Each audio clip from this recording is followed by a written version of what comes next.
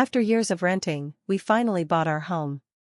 On move-in day, our neighbor walked over and said, "The last owners promised that side of the fence would be ours."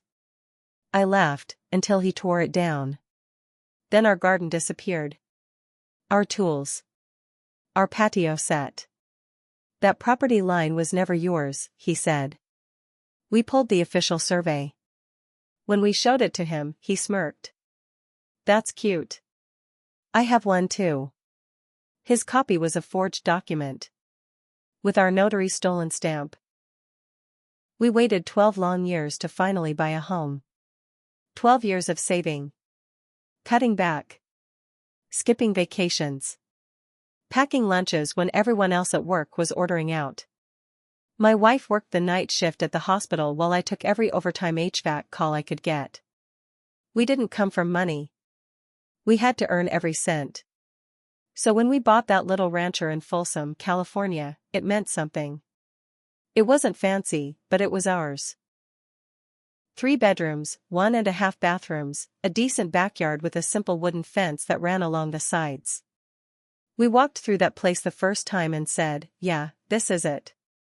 We moved in on a Friday in May. I remember because it was already 80 degrees by 10 a.m. We had the U-Haul parked out front, our friends helping with boxes, sweat dripping, but we were happy. About an hour in, this man walks over from the house next door.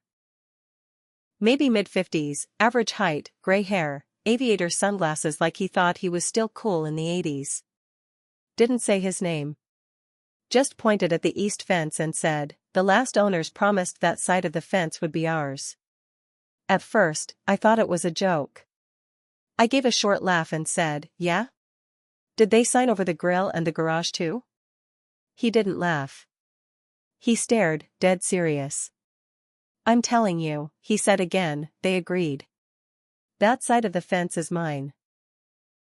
I stood there for a second, unsure what to even say.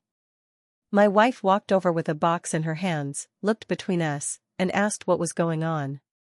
I told her, loud enough for him to hear, "The neighbor thinks he owns part of our yard." That was it. He gave me this smug half-smile, nodded like he'd made his point, then walked back to his house without saying another word. Weird, sure. But it was move-in day, and we had enough going on. We brushed it off. We figured he was just being a pain or misunderstood where the line was. We were wrong. 2 weeks later, we came back from a Costco run and half the fence was missing. Gone. Not just 1 or 2 boards.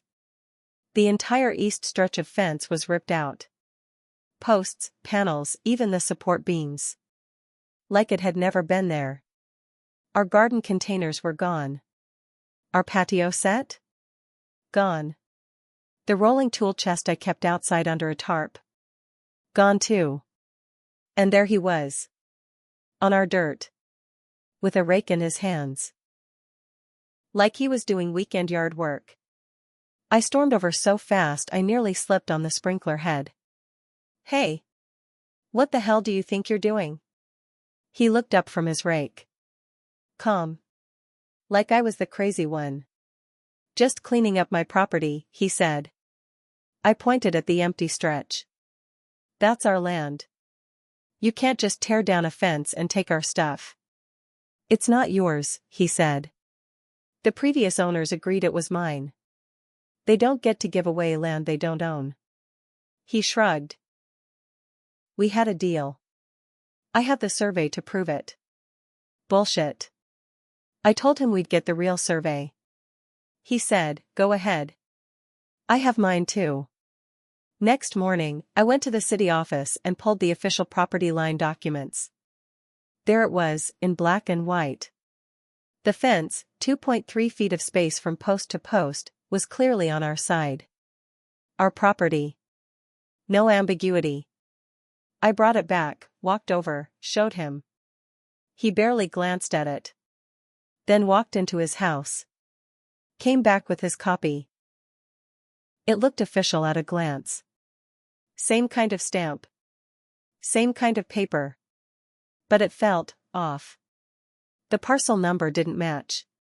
The formatting was a little different. And the notary stamp? It was the same stamp as the one on our document, same name, same ID number, but it looked pixelated, like it had been photocopied.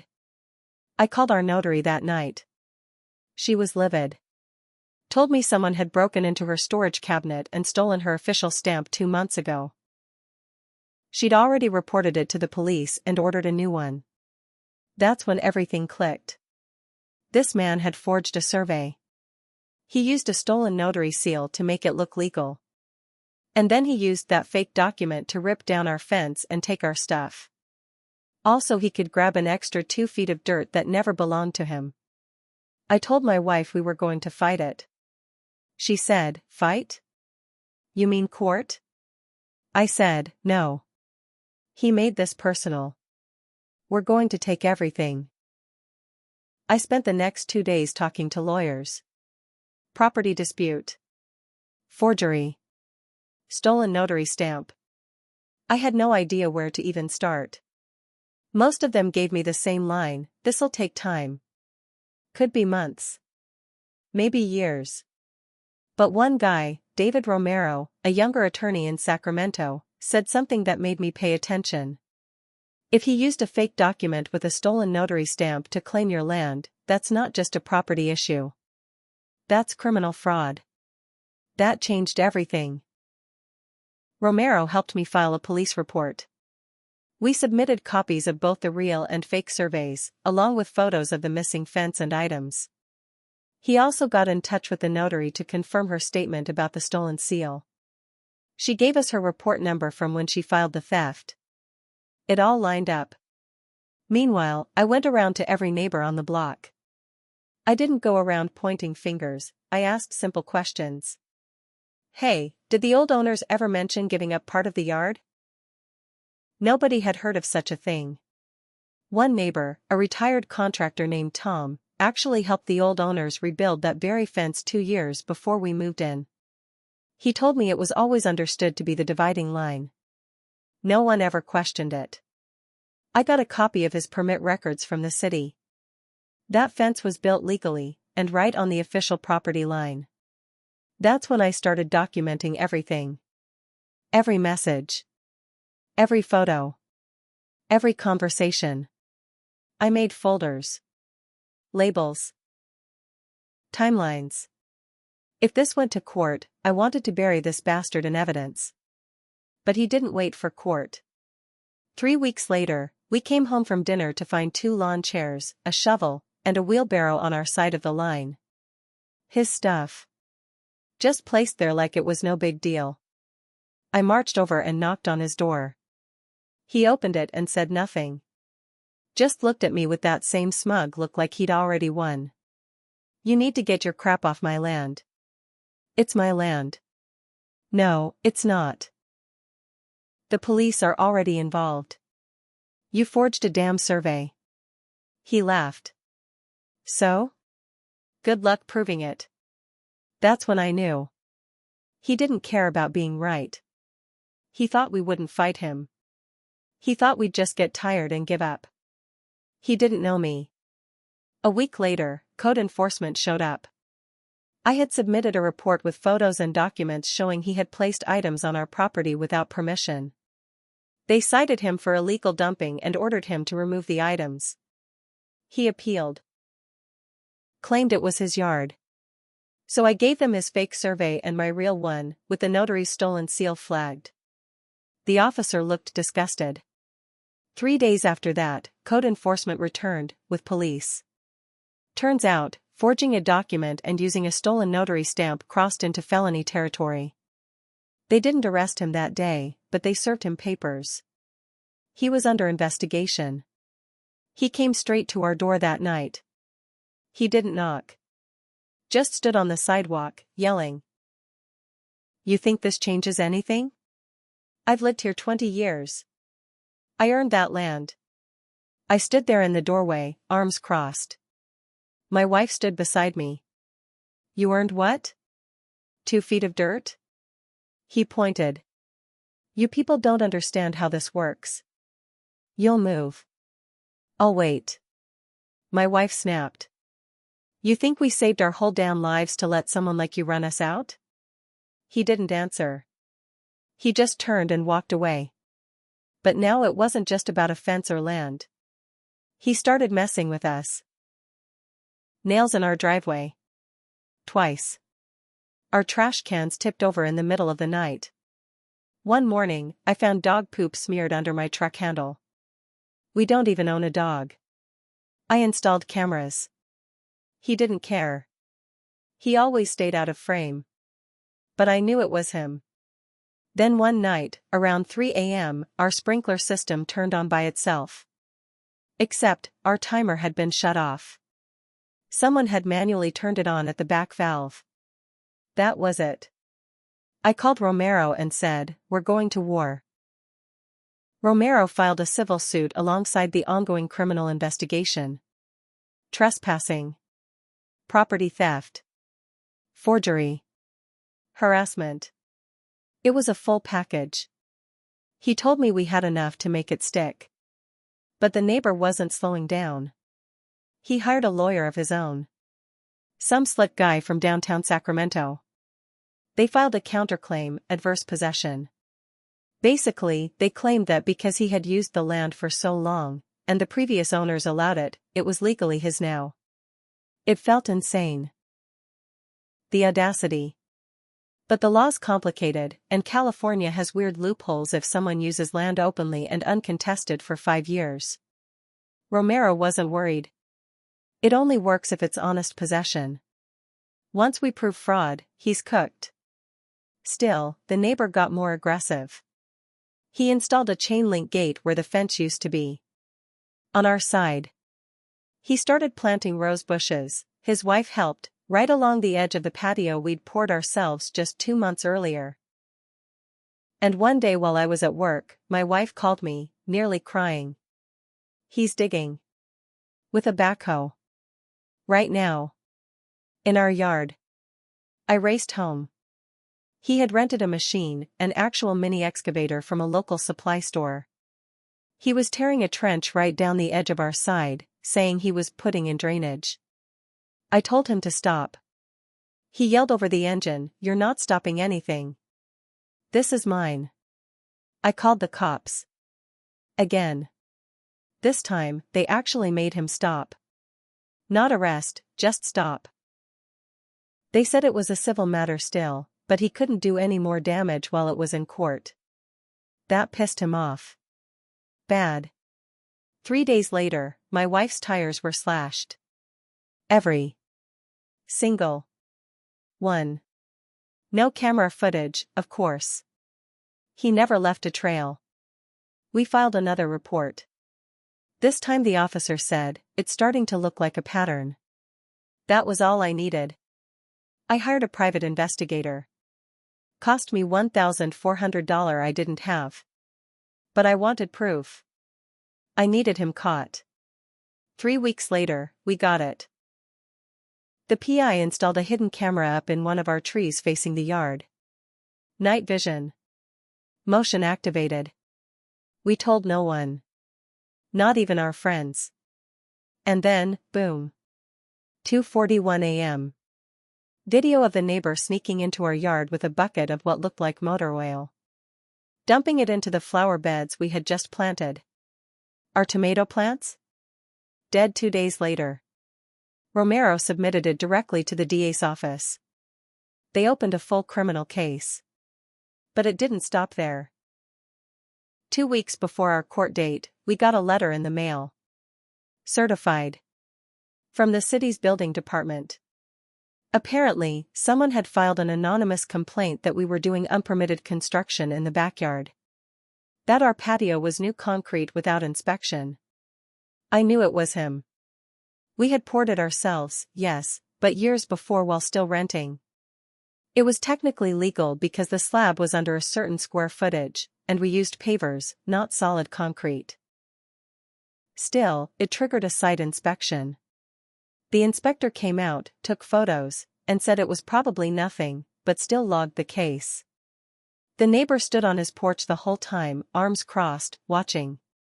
He wanted to bury us in noise. Paperwork. Fines. stress. But he underestimated how tired we were of waiting. Court day came.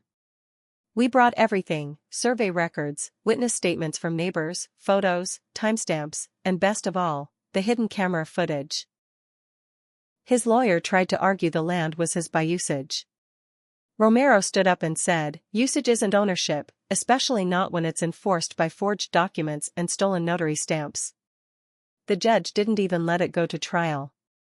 He ordered the neighbor to remove the chain-link gate, dig up the rose bushes, and return every item he took, including my rolling tool chest, which we found shoved behind his shed.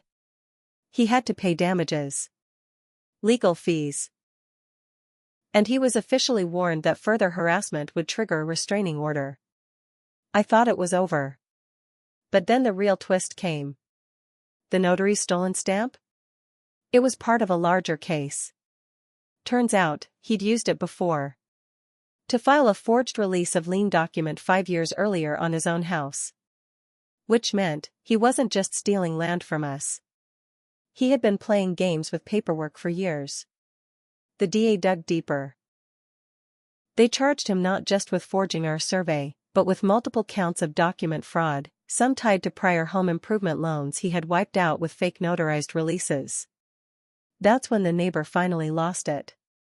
And he did something none of us saw coming. 1 week after the charges dropped, I came home to find my backyard on fire. Not a big fire. Not like the whole place was burning. But someone had lit our raised garden beds on fire using lighter fluid and what looked like shredded paper. The smoke was thick. My wife called 911 while I ran for the hose. We got it out fast. Luckily, it didn't spread. But the intent was clear. He was done playing games. He was lashing out. The fire department arrived. They documented everything. So did the police. They found part of a burned glove and a broken lighter near the edge of the yard. The officer said, "It's arson now." This goes to state. 2 days later, he was arrested. They pulled him out of his home in cuffs. Right on the street. In front of neighbors. His wife screamed at the officers. He yelled that we set him up, that we were liars, that he was defending what was his. But no one was buying it anymore. He was charged with felony arson, fraud, harassment, and forgery. And then something strange happened. His wife filed for divorce. She didn't waste a day. Packed up and moved out before the trial even started. I later found out that she had no idea about the forged loan documents. He'd lied to her too. Their house, where they lived for 20 years, was now under review by the mortgage company because he'd faked a lien release. If the bank proved he still owed, they'd come for it. We went to court again. This time it wasn't civil, it was criminal. The DA showed everything. The fake survey, the notary stamp, the arson, the oil in the garden, the tire slashing, the hidden camera footage. They even brought in the building permit inspector to show how he weaponized the system against us. He looked empty in court. No smirk. No sunglasses. Just a man with nothing left to argue. He took a plea deal. 5 years. Not just for what he did to us, but for what they found in his past, too. 5 years in a California state prison. No parole for at least 3. When he was sentenced, I turned to my wife. She didn't say a word. She just nodded. Later that night, I sat in the backyard alone. Our new fence was up. The tomato plants were long dead, but we'd planted something else: bell peppers, herbs, even sunflowers. The space felt clean again. Peaceful. And I realized something. We made mistakes, too. We thought being quiet, being reasonable, would solve everything. We let things slide. We underestimated how far someone would go when they think they've got power. Never again. Now, we keep records of everything. We watch our cameras. We walk the property line like it's sacred. Because it is. We earned this land. And I'll be damned if anyone ever tries to take it from us again.